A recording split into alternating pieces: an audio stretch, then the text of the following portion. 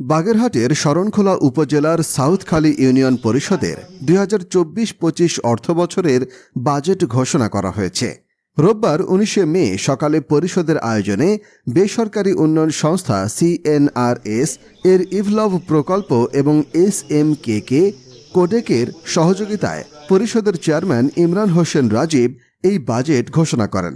এ সময় পরিষদের সচিব তুহিন মিত্র, ইভলভ প্রকল্পের ফিল্ড ফ্যাসিলিটেটর মোহাম্মদ আজহারুল হক, ইউপি সদস্য মোহাম্মদ রিয়াদুল পঞ্চায়েত, জামাল হোসেন জামাতদার, মোহাম্মদ বাচ্চু মুন্সি, জাহাঙ্গীর হোসেন, আল আমিন খান, গণ্যমান্য নাগরিকগণ, সাংবাদিকগণ উপস্থিত ছিলেন।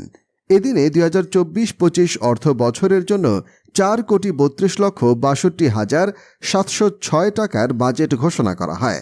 এবারের বাজেটে আয় ও ব্যয় সমান দেখানো হয়েছে। এর মধ্যে রাজস্ব আয় ৩৬,৩৫,৫০৬ টাকা এবং উন্নয়ন খাতের আয় ধরা হয়েছে ৩,৯৬,২৭,২০০ টাকা।